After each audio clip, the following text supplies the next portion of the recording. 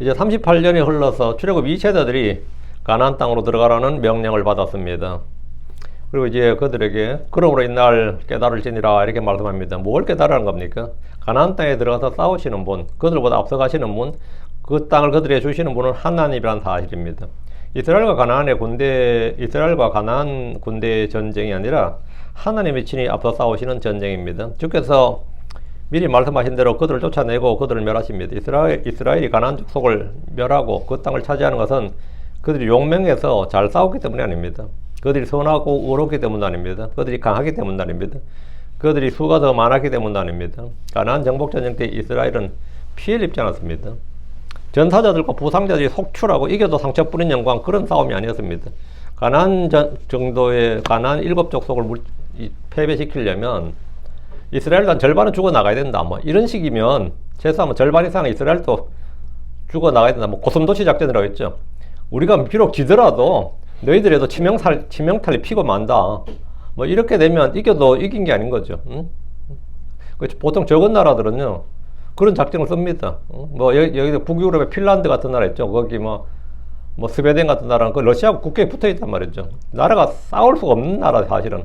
근데 그들이 전략은 딱 하나입니다. 우리가 뭐 질 때 지더라도 치명탄이 펴놓고 만다. 이런 작전하는 거죠. 지금 대만도 마찬가지죠. 중국을 이긴다는 아무 생각 못하죠. 중국을 또 이겨. 질 때 지더라도 고슴도치 작전으로 너희들도 치명타를 입힌다. 이거 최소한 치명타를 입혀놓겠다. 이런 이제 작전인데 여러분 한번 상상을 해봐요. 공격과 수비는 기본적으로 3대 1이에요. 공격이 3이 되고 3배가 많아야지 수비를 무찌를 수 있고, 압도적으로 승리하려면 최소한 5배가 돼야 됩니다. 근데 이스라엘 수가 더 적어, 가나안보다. 그래서 어떻게 공격을 해요? 공격군은 기본적으로 공격을 한다는 뜻은 무력 차이가 3배 이상은 돼야 된다고 보통 군사학적으로 말해요. 그렇게 해도 전사자들과 부상자들이 속출합니다. 그럼 이스라엘 인구조사한 그 12지파 인구조사를 했는데 한 60만이었다 그러면 한 30만은 불과됐다. 그러면 땅 차지하면 뭐 어떡하라고, 30만이 불과됐다 그러면 막 부상 나오고, 지금 러시아 꼴이지. 죽고 부상 나오고 이러면.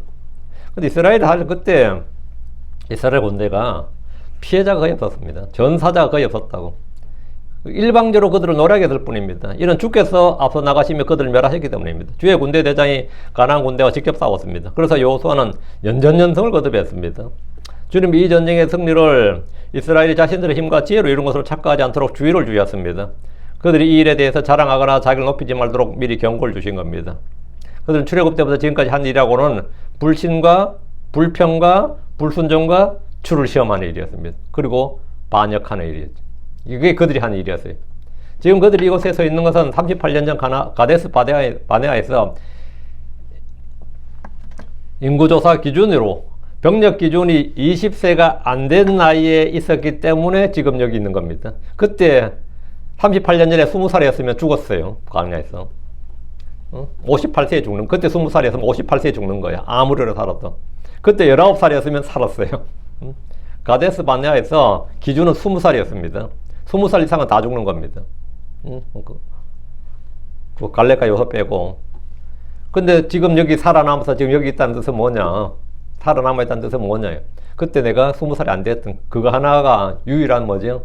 복이었어요. 20살이 안 됐다는 거. 자랑할 게 하나도 없다 이 말이에요. 20살 이상은 다 죽었습니다.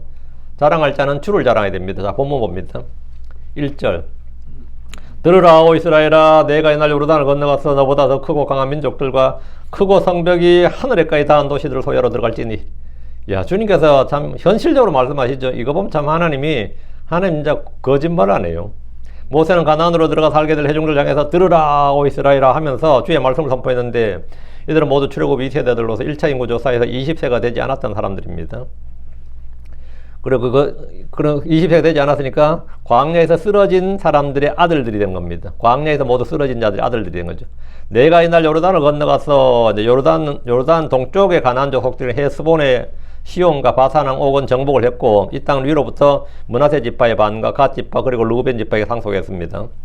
요르단강을 건너서 서쪽이 이제 가나안 족속의 본토입니다. 메인랜드죠. 본토로 공격하는데, 모세는 요르단을 건너서 너보다 더 크고 강한 민족들과 크고 성벽이 하늘에까지 닿은 도시들을 소유하러 들어가라 이랬어요. 여기가 산지도 산지지만 성벽이 잘 돼 있었습니다. 성벽이 잘 돼 있다는 말은 공성전을 해야 된다는 뜻인데, 공성전을 하려면 어떻게 되죠? 성벽을 기어오르고 막 이래야 되잖아요. 그러려면 툴이 많이 필요해져요. 그거 옮기고 하는 게 장난인데, 광야 이스라엘은 그런 게 아예 없습니다. 가나안 땅에 나올 때 그런 걸 가지고 나오지 않았어요. 공성전을 치를 수가 없다 이 말이죠. 근데 하늘에까지 성벽이 하늘에까지 닿은 도시 하면, 이건 완전 뭐 철의 요새란 뜻이지. 주님은 가나안 족속들이 이스라엘보다 더 크고 강한 민족이란 객관적인 진실이나 현실을 전혀 왜곡하지 않았습니다. 주님은 그들의 사기를 진작시켜 주기 위해서 결코 거짓말하지 않습니다. 가나안 땅에 산 7족속은 이스라엘보다 더 크고 강합니다. 수도 더 많습니다. 도시들도 크고 성벽이 하늘에까지 닿은 도시들도 있는데, 이는 쉽게 정복할 수 없는 도시란 말입니다. 보통 전쟁에서 공격은 방어하는 군대보다 3배 내지 5배가 되어야 한다는 것이 상식입니다. 성이 크고 견고할수록 공격하는 군대는 훨씬 더 많은 병력과 무기가 필요합니다. 그런데 공격을 하는 이스라엘의 수가 더 적고 상대 도시들은 크고 견고합니다. 성벽이 하늘에까지 닿은 도시들이란 이 말은 철옹성, 난공불락의 성벽들이 많았다는 겁니다. 그런데 주님은 그런 도시들을 소유하러 들어가라고 하셨습니다. 어떻게 된 겁니까? 주님 이스라엘에게 죽으로 들어가는 겁니까? 죽으로 들어가는 거게. 그렇지 않습니다. 주님은 우리에게 어렵고 힘들고 불가능해 보이는 일들을 하라고 명령하실 때는 이유가 있습니다. 주께서 우리와 함께 계신다, 도우신다는 뜻입니다. 주님이 출애굽 때 홍해를 건너라고 하실 때 그들에게 헤엄쳐 건너라는 뜻이 아닙니다. 주께서 홍해를 갈라주시고 그리로 건너라는 말입니다. 요르단을 건널 때 그들은 배를 타고 건너서 상륙작전을 감행한 것이 아닙니다. 주께서 그 강을 그들 앞에서 끊어서 물을 세우시고 건너게 하셨습니다. 불가능을 향해 발을 딛는 일은 항상 주께서 앞에서 먼저 일하시는 겁니다. 2절입니다. 크고 키가 큰 백성 곧 내가 알고 있는 아낙 족속의 자손들이니라. 그들에 대하여 내가 말한 것을 들었느니라. 누가 아낙 자손들 앞에 설 수 있으리요? 주님께서 그들이 아낙 자손에다 말한 걸 들었다는 겁니다. 그 장막 속에서 우리 이제 싸우러 가야 되는데, 강 건너야 되는데 거기 아낙 자손이 문제다, 아낙 자손이 거기 있는데 어떡하지, 뭐 이렇게 자기들끼리 막 이야기를 하죠. 그걸 주님은 다 들었다 이 말입니다. 요르단강을 건너야 하는 이스라엘에게 주님은 가나안 족속들은 종이 호랑이다, 싸워보면 아무것도 아니다, 별 볼 일 없는 인간들이다 이렇게 말씀하지 않고 크고 키가 큰 백성이요 강한 민족들이라고 하셨습니다. 사실을 말씀하시는 거예요. 주님은 그냥 사실을 말씀하신 거죠. 그 내가 알고 있는 아낙 족속의 자손들이니라. 이들은 다 컸습니다. 거인들이었죠. 이 아낙 족속의 자손들의 이 말은 거인족이라 이 말입니다. 아낙이란 뜻이 목이 긴 사람이란 뜻인데 뭔가 키가 크기로 유명했습니다. 기본적으로 3m 이상 크기단 말이죠. 노아의 홍수 이전에 존재했던 거인들이 홍수 이후에도 존재했습니다. 다윗 시대에도 거인들이 있었습니다. 바산옥도 거인이었습니다. 이 땅에 거인들이 있다는 것은 이미 알려진 사실이고, 뭐 요즘같이 총이나 대포나 미사일로 싸우는 전쟁이 아니라 화약이 발견되면서, 화약이 무기가 되면서부터는 이제 덩치가 필요 없어졌죠. 대포가 발견되면서 나오면서부터 성이 필요 없어진 거고요. 이제 성벽이 뭐 옛날에 공성전이 필요 없어진 거죠. 그냥 쏘면 끝이었으니까. 지금처럼 이렇게 화약 전쟁이 아니니까 그때는 칼과 활과 창과 돌로 싸우는 그런 시대에 한 명의 거인은 수백 명 내지는 수천 명을 감당할 수 있습니다. 한 명의 거인이 삼국지에 나오는 어떤 여포나 이런 장군들이 몇백 명 죽인 걸로 막 나오잖아요. 근데 실제로 성경에 그런 애들이 다윗 군대에도 있었고, 한 명이 1000명까지 죽인 사람도 있어요. 한 명이 1000명을 죽인다 이런 거, 300명 죽였다 1000명 죽였다 이런 거 있죠. 삼손은 한 명이 적군 다 막았잖아요. 근데 거인족이 바로 그런 사람들입니다. 거인족 한 명이 창 들고 서 있으면 1000명까지는 것들이 막는 거죠. 출애굽 1세대가 전쟁 불가를 외쳤던 주된 이유가 뭐냐? 거인들이 존재했습니다. 거인들이 존재한다는 말은 요즘 치면 상대방에 핵무기 있다는 뜻이에요. 핵이 있다는 뜻이라고. 주께서 그들에 대하여 내가 말한 것들을 들었느니라 이렇게 말씀하셨는데, 이스라엘은 가나안 땅에 있는 거인들의 존재에 대해서 말했고 걱정했던 것이 분명합니다.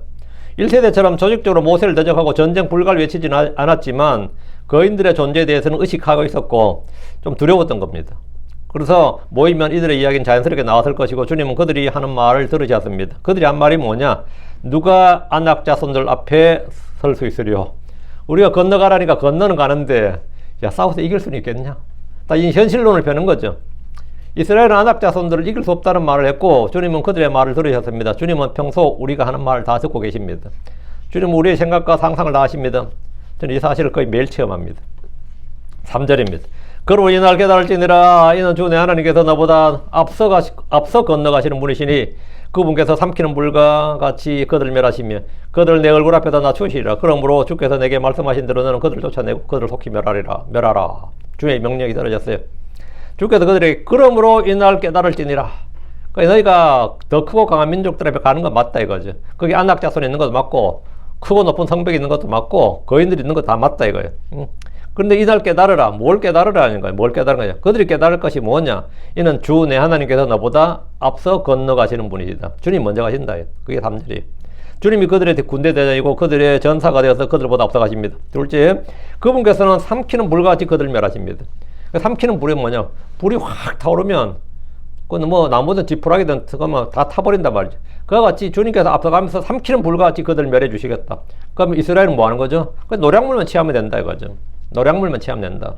삼키는 불은 원수를 소멸시키는 consuming fire입니다. 주를 대적할 군대는 없습니다. 이걸 깨달으라고요. 걱정하지 말고 뭐 신경 꺼라 이거죠. 셋째는 그들을 내 얼굴 앞에다 낮추시리라. 이건 뭐죠? 승리하게 해주겠다 이거. 그들이 항복하게 해주겠다. 왕들은 다 잡혔어요. 이 말은 적들을 이스라엘 앞에 무릎 꿇게 하시고 쓰러지게 하신다는 겁니다. 승리의 약속입니다. 주께서 이스라엘에게 이 사실을 깨달으라. 그들이 더 크고 강한 민족 맞는데 이 사실을 깨달으라고. 승리의 약속이다. 주께서 이스라엘에게 이날 깨달을지니라. 전능하신 하나님, 승리를 주신 하나님, 그들보다 앞서가시고 그들 가운데 함께 계신 하나님을 깨닫는다면 요르단을 건너서 가나안으로 들어간 일은 두려움의 대상이 아니라 정복자로서의 여정입니다. 3절, 그러므로 주께서 내게 말씀하신 대로 너는 그들을 쫓아내고 그들을 속히 멸하라. 이것은 이스라엘에게 주신 주의 명령입니다. 주께서는 전에 그들에게 말씀하셨으면 너는 그들을 쫓아내고 그들을 속히 멸하라. 여기서 그들을 속히 멸하라고 하신 것은 주님께서 천천히 점진적으로 가나안 족속을 쫓아내라는 말씀은 약간 모순처럼 보입니다. 그렇죠? 주님께서 천천히 쫓아낸다 그랬어요. 왜? 인구가 그만큼 안 되기 때문에 짐승들이 날뛸까봐, 짐승들이 불어나고 이럴까봐 천천히 쫓아낸다 그랬는데 여기서는 그들을 속히 멸하라. 이렇게 속히 하고 천천히 하고 반대가 되죠. 이러면 이제 모순처럼 보이잖아요. 여기서 속히란 말은 주의 명령에 관한 신속한 순종, 빠른 반응을 말합니다. 속히 멸하라 이 말은, 그들을 속히 멸하라 이 말은 내가 지금 너에게 들어가서 그들을 전쟁하라고 하는데 이것을 신속하게 순종하고 신속하게 반응하라는 거예요. 좀 생각해보시면 좀 생각해보고 들어가겠습니다. 그게 아니라 속히 주의 말씀대로 이스라엘은 그들을 쫓아내고 속히 그들을 멸해야 됩니다. 4절입니다.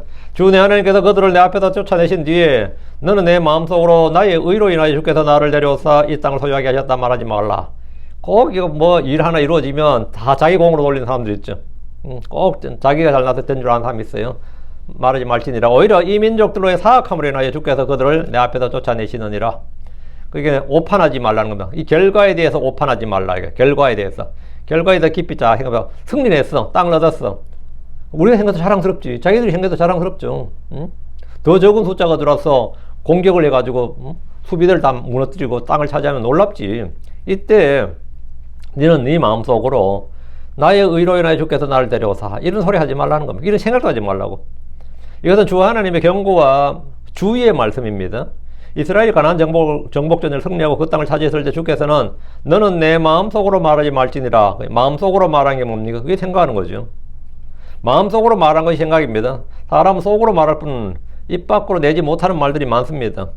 주 하나님께서 그들을 내 앞에다 쫓아내신 뒤에 가나안 정복전쟁이 승리로 끝나면 이스라엘 사람들 할 말이 얼마나 많을까 한번 생각해 보십시오. 한국 남자들은 군대 한번 다녀오면요, 그게 평생 술안주라 그래요. 군대에 뭐 몇 개월 다녀와도 그게 평생 뭐 만남에 하는 이야기가 군대 이야기라 그런 말이 있거든요. 근데 7년간의 가나안 정복전쟁에서 승리한 이스라엘의 자긍심이 얼마나 높았을지 한번 생각해 보십시오. 그때 전쟁에서 이건 뭐 이야기가 끊어지질 않는 거죠. 거인들을 쓰러뜨리고 죽인 이런 참전 용사들의 자랑이었을 것임은 분명합니다. 주님은 그들이 마음속으로 나의 의로 인하여 주께서 나를 데려와서 이 땅을 소유하게 하셨다 라고 말하지 말라고 하셨습니다. 입 밖으로 말하지 말라는 정도가 아니라 마음속으로도 말하지 말라. 그러면 생각 자체를 하지 말라는 겁니다. 이스라엘 승리는 온전히 하나님의 은혜고 그분이 행하신 일의 결과지 결코 그들의 선함이나 의로움 때문이 아닙니다. 하나님이 가나안 족속을 멸하신 것은 이스라엘을 편애하셨기 때문도 아닙니다. 가나안 족속의 멸망은 그들의 불법의 충만함 때문이었습니다. 그 땅에 그들의 불법의 충만함 때문이었어요. 지금 4절에 오히려 이 민족들의 사악함으로 인하여 주께서 그들을 내 앞에서 쫓아내시느니라. 이니 아브라함이 주신 말씀에서 나옵니다. 소돔과 고모라가 그들의 죄와 불법으로 인해 하늘에서 불이 내려 심판을 받았듯이 가나안 족속들도 아브라함 이후 근 700년 동안 불법이 쌓이고 쌓여서 심판을 받게 된 겁니다. 주께서 이 말씀하신 것은 이스라엘이라도 죄와 불법이 충만하여 똑같이 심판을 받게 될 것임을 경고합니다. 이스라엘도 죄 지으면 똑같이 불법이 쌓이면 똑같이 이렇게 된다 이겁니다. 5절입니다.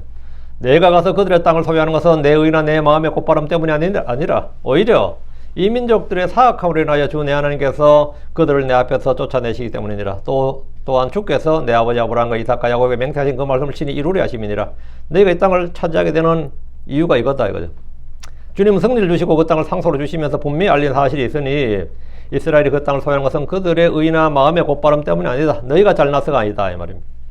이스라엘은 가나안 땅을 얻을 자격이나 힘이 전혀 없었고 그들보다 도덕적 우월성이 있는 것도 아니었습니다. 그 이스라엘이 뭐 훨씬 더 뛰어난 민족이었다 이런 거 아니라고요. 도덕적 우월성, 민족적 우월성이 전혀 없다 이 말입니다. 우생학적으로나 뭐 도덕적으로나 종교적으로나 영적으로 뭐 어떤 면으로 비교를 해서 이스라엘이 더 나아서 그런 건 없다. 육신적으로 더 나은 면이 있었던 건 아니다 이 말이에요. 간혹 성도들 중에 착각하는 것 중 하나는 우리가 구원받은 것은 불신자들보다 좀 더 나은 점이 있었기 때문이라고 생각하는 겁니다. 내가 크리스천이 된 것이 좀 더 나은 점이 있기 때문이라고 생각하는 거예요. 전혀 그렇지 않습니다. 우린 다 부자한 물건 같고 우리의 의는 더러운 누더기 같습니다. 이사 64장 6절에 그러나 우리는 다 부자한 물건 같으며 또 우리의 모든 의는 더러운 누더기 같도다. 그리고 우리는 다 잎사귀같이 시들며 우리의 불법들이 바람같이 우리를 제거하였도다. 우리는 구원받지 못한 사람들보다 조금 더 어렵거나 마음이 곧바른 사람들이 아닙니다.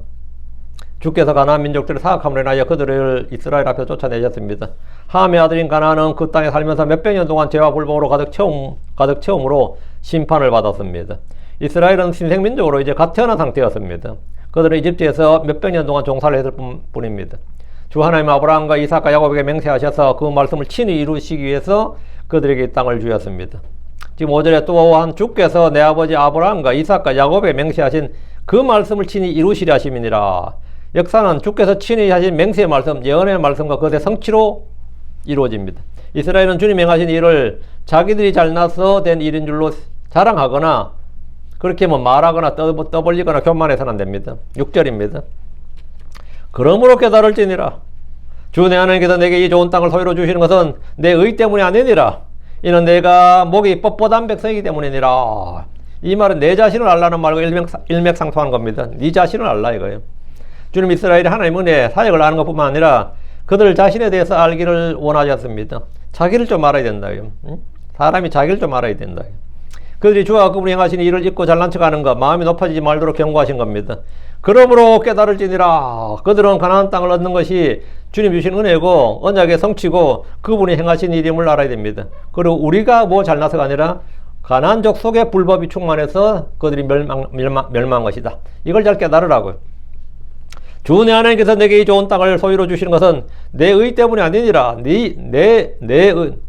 thy righteousness. 네 의 때문이 아니다. 이 말은 뭐냐? 네가 잘나서 네가 뭘 받을 만한 게 있어서가 아니다 이 말이에요. 주 하나님께서 그들에게 이 좋은 땅을 주신 것은 그들의 의 때문이 아닙니다. 즉 그들이 잘난 덕분이 아니란 겁니다. 그들의 공로는 전혀 없습니다. 나의 공로가 그래도 뭐 0.1이라도 있는 거 아닙니까? nothing이라고, 지로라고, nothing이라고. 너희 공로 없다고 전혀. 그들이 이 땅을 얻은 것은 딱 하나 있다면 조상 잘 둔 덕이에요. 조상을 잘 둔 덕입니다. 조상을 잘 둔 덕이에요. 그들의 조상이 하나님 믿고 따른 아브라함, 이삭, 야곱이었습니다. 그들이 이 땅에 대한 주님의 약속을 받았습니다. 그들은 선함이나 의로움이나 곧바름이 전혀 없는 백성이었습니다. 주님 그들에게 이런 내가 목이 뻣뻣한 백성이기 때문이니라 이런 말씀하는데 목이 뻣뻣하다는 건 뭐냐면 고개를 숙일 줄 모른다요. 그 한국 사람들도 자주 하는 말이 저도 어릴 때 많이 들었네. 벼는 뭐 익을수록 고개를 숙인다 그래. 시골 농사를 지니까 그건 늘 보는 거니까 빈 수레가 요란하다. 뭐 이런 거 자주 이야기야. 빈 수레가 요란하다 그런 말 잘하죠. 목이 익을수록 고개를 숙인다 이 말은 뭐냐? 겸손해진다 이 말이죠. 겸손해진다. 근데 목이 뻣뻣하다 이 말은 뭐죠? 예, 아직까지 익지 않았다. 열매로 익지 않았다 이 말이에요. 이스라엘 백성은 어떤 백성이라고? 목이 뻣뻣한 백성이다. 고개를 숙일 줄 모른다. 고개를 숙일 줄 모른다. 짐승은 목에 멍에를 두면 고개를 숙이게 됩니다. 근데 이 소가 멍에를 딱 했는데 고개를 숙여야 이제 이게 이 각도가 있으니까, 멍에가 있으니까 이게 끌 수가 있는 거예요.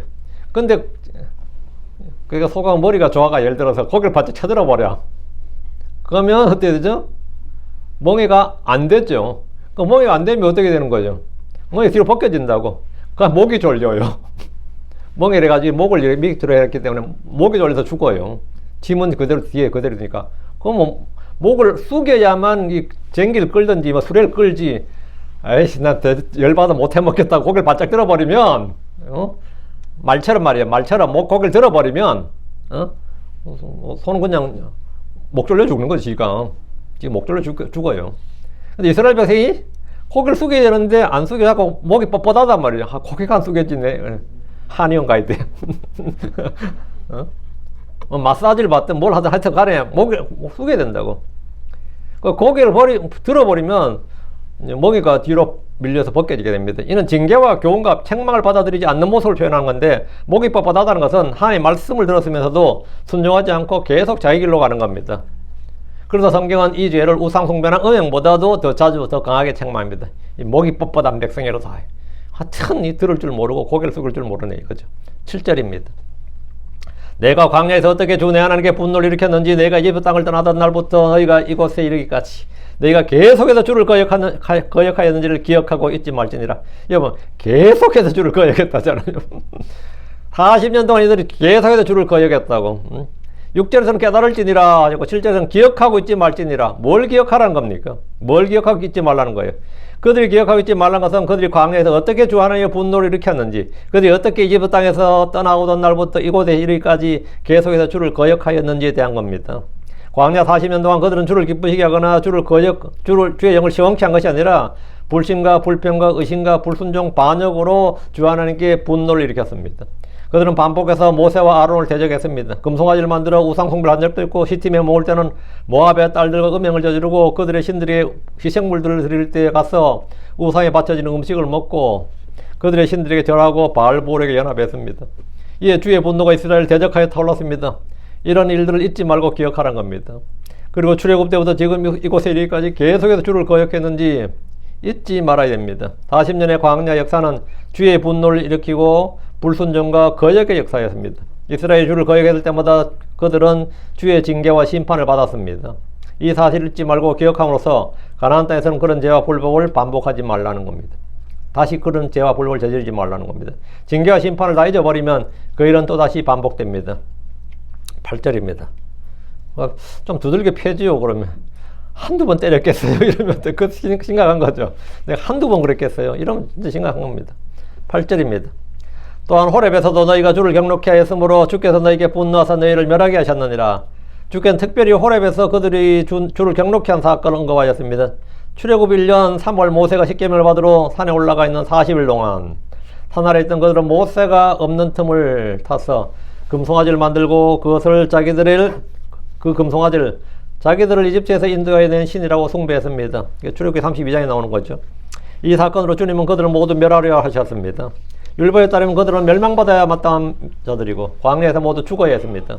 그들은 너무나 신속히 주를 떠나 부패해버렸기 때문입니다. 9절, 내가 산에 올라가고 주께서 너희와 맺으신 언약의 돌판들, 그 돌판들을 받으려고 올라갔을 때, 그때 내가 산에서 40일 동안 40일 낮 40일 밤을 머물렀으며 나는 빵도 먹지 아니하고 물도 마시지 아니하였느니라. 여기 보면 자 읽어보세요. 9절에 주께서 너희와 맺은 언약의 돌판들, 그 돌판을 받으러 올라갔다 이랬죠.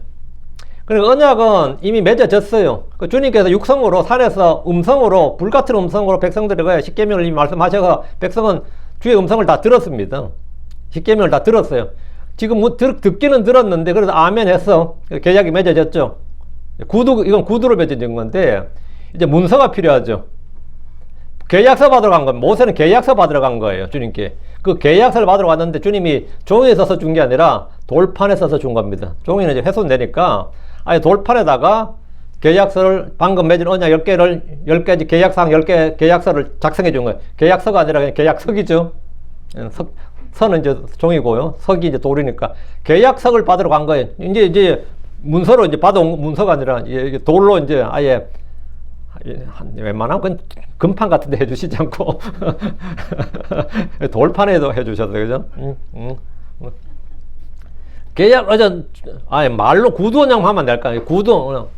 구두원양만 하면 안 되고, 실제 뭐가 있어야 될 거 아니야. 그거 받으러 이제 모세가 간 겁니다, 이거는.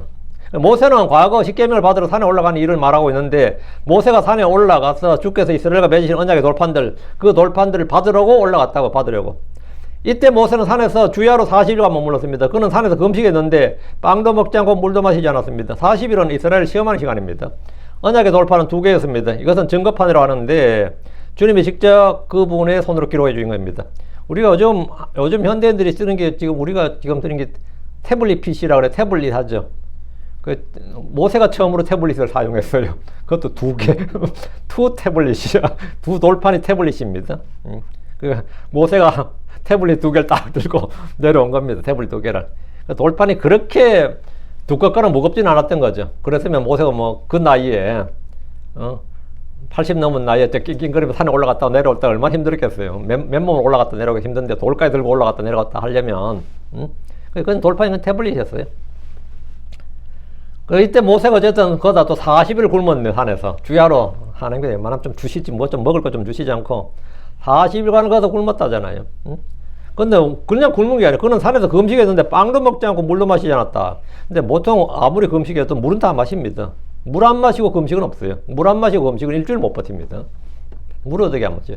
물을 마시고 소금도 먹고 보통 그렇게 합니다. 한국의 정치인들 중에서 금식하는 가끔 금식한다는 단식한다는 사람도 있거든요. 그거 다 거짓말입니다. 그렇게 하거나 그렇게 할 수가 없어요.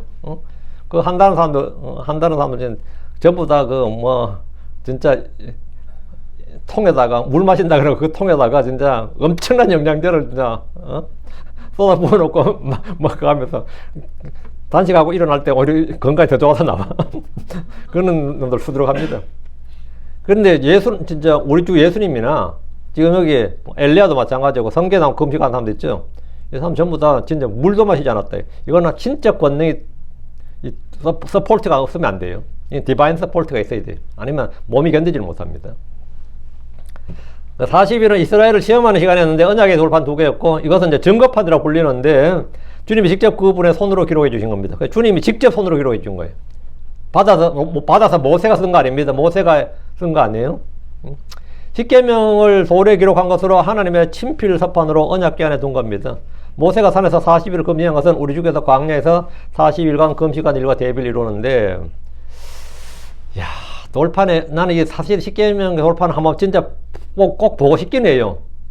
하나님 직접 썼는데 그 글자를 어떻게 썼는지를 그 내용에 우리는 이미 다 알고 있는 거고 내용이 아니라 그 글자를 여러분이 그 한국이나 중국이나 일본 다 마찬가지인데요. 무덤에 가면 좀 사는 사람 무덤 앞에 묘석이 있어요. 거기에 그 사람 생년월일부터 싹 해서 글 쫙 새겨놓은 묘석이 있거든요. 좀 사는 사람들은. 거기 새긴 글자를 보면 상당히 잘 새겼습니다. 상당히 명필이에요. 붓글씨로 쓴 것보다 더 잘 새긴 그 돌판에 어떻게 그렇게 새겼는지 진짜 저도 그 시골에서 보면 꼭 가서 저는 이래 보거든요. 근데 글자를 컴퓨터로 새겨도 요즘 같으면 뭐 컴퓨터로 해도 되겠다. 요즘 같으면.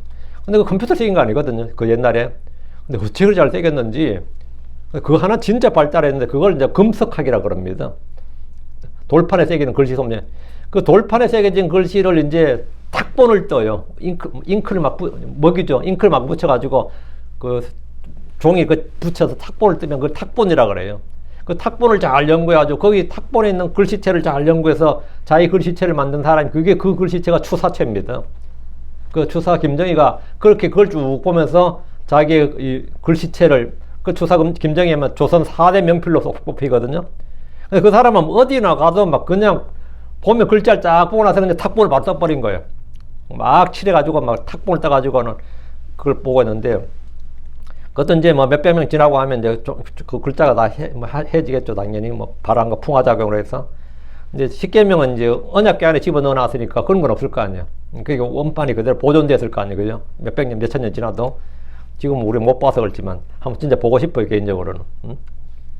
주님께서 친히 쓰셨다잖아. 지금 여기 보면 이제 10절 다시 봐, 10절. 그리고 주께서 내게 하나님의 손가락으로 기록된 두 돌판을 넘겨주셨으니, 하나님의 손가락으로 기록한 그것들 위에는 집회의 날에 주께서 산에서 불 가운데 너에게 말씀하신 모든 말씀대로 기록되어 있었느니라. 십계명이 다 기록되어 있었다. 모세는 딱 확인한 거죠.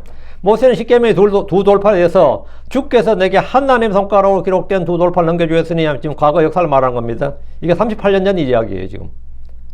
주 하나님의 친필서판이라 이 말입니다. 두 돌판에 기록된 말씀은 집회의 날에 주께서 산에서 불 가운데서 회중들에게 말씀하신 그 모든 것으로 십계명입니다. 이 십계명 외에 다른 율법들은 모두 책에 기록되었습니다. 십계명만 돌판에 기록되었고요.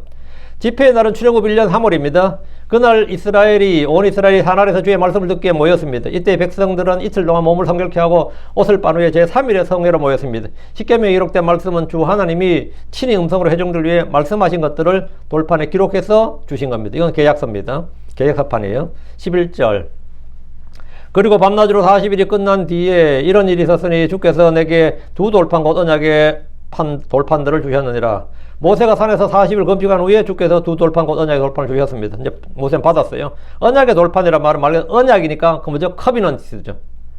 이거 계약이라고. 이 계약서 찢어버리면 뭐가 되는 거죠? 이제 계약이 파기되는 거죠. 언약의 돌판이라 십계명이 단순히 율법이 아니라 하나님 언약이란 말인데, 그래서 돌판을 담은 궤를 언약궤라 부른 겁니다. 이게 그냥 단순히 율법이 아니라, 단순히 명령이 아니라 언약이다 이 말이죠. 12절. 그리고 주께서 내게 말씀하셨더라. 일어나 여기서 속히 내려가라. 이는 내가 이집트에서 데리고 나온 내 백성이 그들을 부패케 하였느니라. 여기 봐. 내가 이집트에서 데리고 나온 내 백성이 언더라인. 내가가 아니라 내가라 그러죠. 내가 이집트에서 데려놨다 그러죠. 지금까지 주님은 내가 이집트에서 데리고 나왔다 그러잖아요. 내가가 아니라 내가라 그러죠. 그리고 내 백성이 아니라 내 백성이라 하잖아요. 그들은 내가 그들에게 명령길에서 속히 벗어났으며 그들이 자기들 위해 부어 만든 형상을 만들었느니라. 이 말은 뭐냐? 이거 뭐냐면 계약 깨졌다 이거죠. 계약 파기됐다고. 응? 주님은 산에서 모세에게 돌판을 주신 후에 또 말씀하셨습니다. 일어나 여기서 속히 내려가라. 이제 네가 중보할 필요도 없고 뭐 할 필요 없다고. 계약 깨졌다고요.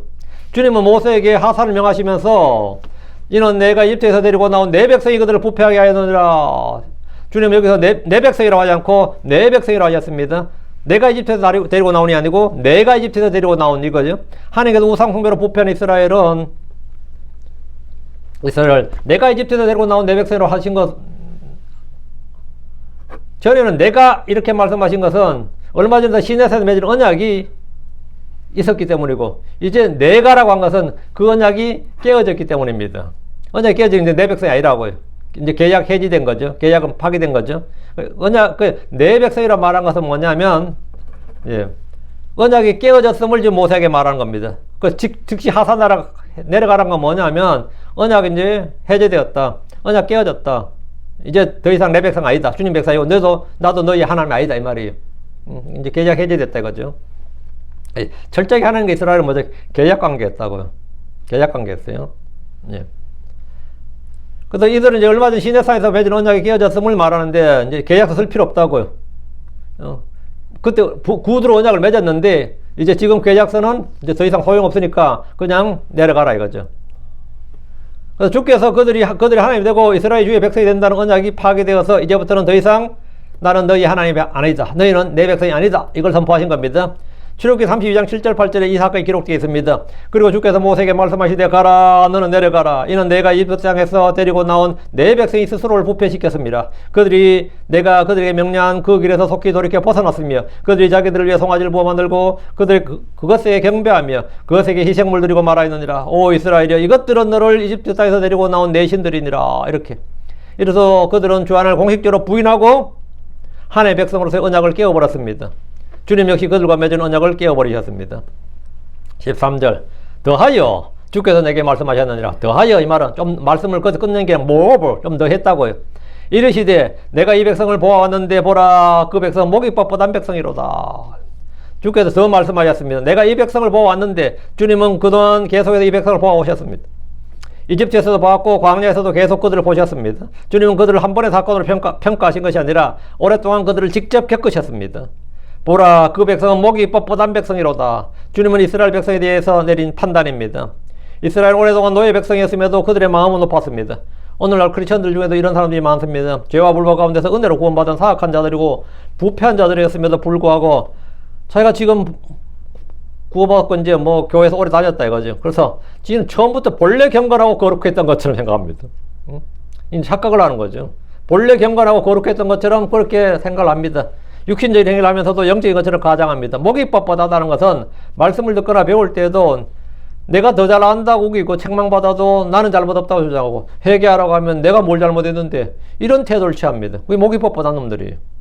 성경 주의 음성을 들을 때 마음을 완악하게 하지 말라고 합니다. 14절 나를 홀로 내버려두라. 내가 그들을 멸하여 그들의 이름을 하늘 아래서 지워버리고 내가 너를 그들보다 더 강하고 더 큰 민족을 만들려 하노라. 주께서 나를 홀로 내버려두라고 하신 것은 중보기도를 하지 말라는 겁니다. 그들에 대해서 중보하지 말라고 모세에게. 모세가 백성을 위해 중보하지 말고 그들의 용서를 구하지 말라. 그런 기도하지 말라는 겁니다. 주님께 막 사정하고 매달리고 하지 말라고요. 주님이 그들을 멸하겠다고 말씀하셨는데 이 일을 막지 말라는 겁니다. 모세는 자신의 이름이 주의 책에서 사라진다 할지라도 범죄한 백성을 용서해 주실 것을 간곡히 구했습니다. 출애굽기 32장 31절 32절을 보면 모세 중보기도가 나옵니다. 그리고 모세가 주께로 돌아가 말씀드렸더라. 이 백성이 큰 죄를 짓고 자기들을 위해 금으로 신들을 만들었나이다. 그래도 이제 만일 주께서 그들의 죄를 용서하시려거든 용서하시옵소서. 만일 그리하지 아니하시려면 내가 당신께 기도하오니 주께서 기록하신 주의 책에서 나를 지워버리소서. 나를 차라리 지옥 보내라 이 말이에요. 모세의 이런 중보기도는 주님이 그들을 멸하시려는 것을 막았습니다. 신약에서도 사도 바울이 이와 비슷한 단언을 했습니다. 사도 바울은 복음을 배척하는 동족들을 위해서 중보하면서 이렇게 말했습니다. 로마서 9장 3절에 이는 내가 육체에 따른 내 형제들 내 친족을 위해서라면 내 자신이 그리스도로부터 저주받기를 바랄 수도 있기 때문이라. 내가 저주받더라도 동족을 구원하려면 할 수 있다. 이게 뭐냐면 대 속에 마인드를 가진 거죠.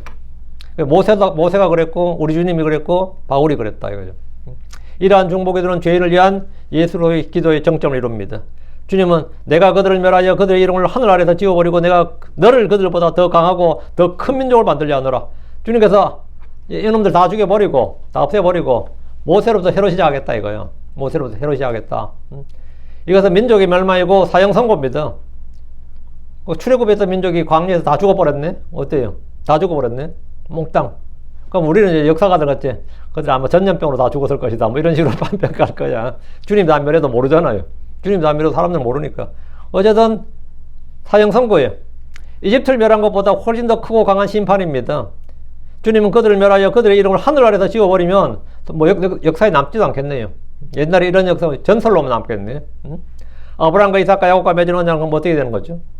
분명히 주님이 야곱 12아들에 대해서 예언을 했잖아요. 심상에서. 그중에 유다는 뭐라고 했어요? 통치자. 거기서 유다의 홀. 그런 거 예언이 다 있는데 여기서 다 죽여버리고 모세로부터 새 민족 만들면 그럼 야곱에게 한 언약은 어떻게 되는 거예요? 예언이 성취가 안 됐잖아요. 주님께서 모세를 통해서 새롭게 민족을 만들겠다고 하셨다. 할 수 있죠. 주님이 하면 능력 있죠. 그건 못하겠어요? 아브라함 통해서도 했는데 시간이 좀 더 걸릴 뿐이지. 내가 너를 그들보다 더 강하고 더 큰 민족을 만들려 하노라고 모세가 웰컴. 아이고 감사합니다. 이렇게 되는 거 어떻게 되는 거냐고. 그러면 말씀이 안 맞죠. 주님은 아브라함과 이삭을 통해서 씨를 주셨듯이 이제 모세를 통해 새롭게 민족을 만들 놀라운 계획을 말씀하셨습니다. 역사의 분기점이에요 지금이. 주님이 모세에게 이 말씀하셨지만 이런 이루어질 수가 없는 겁니다. 그럼 이제 주님이 블러핑을 한 거냐 모세한테. 모세를 시험하기 위해서 블러핑을 한 거냐 이거죠. 주님이 야곱을 통해 주신 12아들에 대한 예언이 있습니다. 여기서 다 멸해버린 12아들에 대한 묘언이 안 되죠. 모세를 레이집하잖아요. 모세를 통해 새롭게 민족을 만들면 여기서 만약 그 일이 실제로 발생했다면 말이죠. 유다를 통한 예언이 성취가 되지 않습니다. 그럼 가능한 시나리오는 뭐냐? 레이집파인 모세가 형사치수제로 12형제를 아내를 다 취해야 돼요. 모세가 그 나이에. 그래가지고 12아들을 세워야 돼요. 그래가지고 그 이름을 다 세워줘야 된다고. 레위, 이렇게. 자기 레이니까 레이는 됐고, 루벤부터 다 세워야 된다고. 루벤부터 베냐민까지를. 그러니까 야곱에게 주신 명령을 그래서 그렇게 이제 그러면 그렇게 예언이 이루어지는 거죠. 그렇게 예언이 이루어져야 된다고. 예언의 말씀은 반드시 이루어져요. 이제 다시 그럼 모세가 다시 형들과 아우들의 지파를 이렇게 세워야 됩니다. 만으로 11명 더 얻어야 돼 지금. 그 모세가 이 말씀 그대로 살려면. 그러나 주님은 모세의 중보를 들으시고 그들을 멸하지 않으셨습니다. 그래서 12지파가 지금 이날까지 지금 모세가 지금 설교하고 있는 이 순간까지 너희가 이렇게 그때 사실 너희가 다 죽을 뻔했다 이거예요. 실제로 그 일이 있을 수 있었다 이거죠. 그냥 이게 지금 겁주는 거 아닙니다. 실제로 그 일이 있을 수 있었다. 그렇지만 너희가 지금 사는 것은 뭐냐 하나님의 긍휼과 은혜였고 모세의 중보 기도였다. 모세의 그 중보 기도 때문이었다 이거죠. 이날 깨달을지니라. 다시는 이런 일이 발생하지 않도록 주님의 진노와 분노를 일으키지 말라. 특별히 주님의 언약을 깨뜨리지 말라 이거예요. 그냥 죄를 짓는 건 짓는 거지만 그냥 뭐 하면 되지만 다른 건 몰라도 주님의 언약을 깨뜨려서 그 주의 백성으로서 그 주의 언약을 깨뜨리지 말라. 그러면 끝장나는 수가 있다. 이런 걸 지금 경고한 겁니다. 그걸 지금 말하는 거예요. 오늘 여기까지 하겠습니다. 기도합시다. 위대하시고 거룩한 감사합니다. 하나님께서 내주셔서 주신 말씀을 전했습니다. 전해진 모든 말씀들이 성도에게 잘 전달되게 하시고 듣는 모든 오늘도 말씀을 통해서 참 이 주의 보에서 나온 놀라운 것들을 볼 수 있게 하시고 또 들을 수 있는 귀를 주시고 깨닫는 마음을 주시길 간구하고 또 주님께서 지혜와 계시를 충만케 해주셔서 아버지는 하나님 죄를 향해서 주신 뜻이 무엇이고 또 주님께서 준비해 주신 놀라운 것들 또 주님 주신 우리의 풍성한 복들을 알게 해주시옵소서. 그리해서 저희가 늘 궁핍한 생활이 아니라 영적으로 풍요로운 삶을 살수록 은혜가 넘치고 마음에 주의 기름 부음이 넘치게 해주십시오. 생수의 강이 저희 배에서 흘러나오도록 해주시길 간구합니다. 사랑하는 아버지 하나님께서 은혜의 은혜를 더해 주십시오. 감사드립니다. 주의 성기도합니다. 아멘.